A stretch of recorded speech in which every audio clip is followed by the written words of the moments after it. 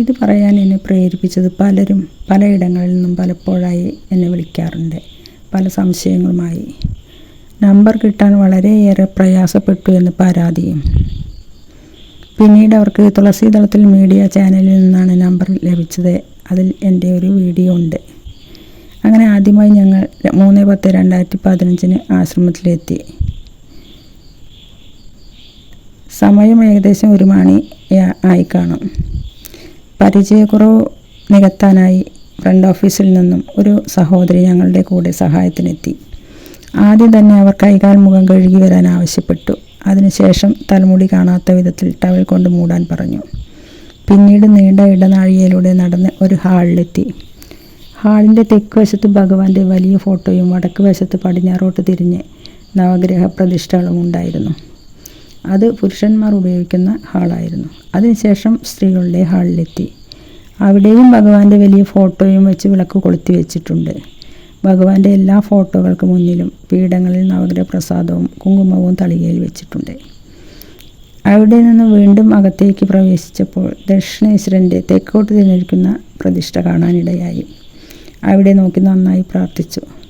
പിന്നീട് അവിടെ നടക്കുന്ന പ്രസാദകൂട്ടിൽ പങ്കുചേർന്നു. എല്ലാവർക്കും അല്പാൽപ്പം പ്രസാദമാണ് വിളമ്പി കണ്ടത്. ഞാൻ കരുതിയ ആശ്രമങ്ങളിൽ ഇങ്ങനെയായിരിക്കുമെന്ന്.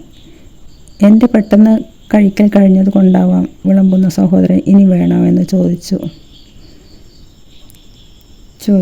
ഞാൻ വേണമെന്ന് പറഞ്ഞു. അപ്പോൾ അദ്ദേഹം പറയുകയാണ്, ഉപ്പില്ലാത്തതാണ്, കളയാൻ പാടില്ല എന്ന്. അപ്പോഴാണ് എനിക്ക് മനസ്സിലായത് പലരും കഴിക്കാൻ പ്രയാസപ്പെടുന്നത് ഈ ഒരു പ്രശ്നം കൊണ്ടാണെന്ന്. ജീവിതത്തിൽ ആദ്യമായാണ് ഉപ്പില്ലാത്ത പ്രസാദകൂട്ടിൽ പങ്കുകൊള്ളുന്നത്.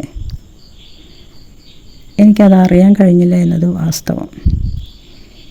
അന്ന് മുതൽ ഇന്ന് വരെ എല്ലാ ശനിയാഴ്ചകളിലും ഉപ്പില്ലാത്ത ഭക്ഷണമാണ് ഞാൻ കഴിക്കാറ്.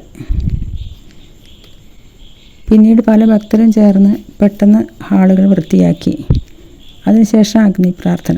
അഗ്നികുണ്ഡം കത്തുന്നത് സ്ക്രീനിൽ കാണുന്നുണ്ട്. ഓ അഗ്നേയേ സ്വാഹ, അഗ്നേയേ ഇദം നമഃ എന്ന പ്രാർത്ഥനയോടുകൂടി 18 മിനിറ്റ് നേരം അവിടെ ഇരുന്നു. അപ്പോൾ തന്നെ ഭഗവാന്റെ ദർശനം. എല്ലാവരും വരി വരിയായി നിന്നു. അവരുടെ പിന്നിൽ എൻ്റെ ഊഴം കാത്ത് ഞാനും. ഗോപുരത്തിൻ്റെ 2ാം നിലയിലാണ് ഭഗവാന്റെ ദർശനം.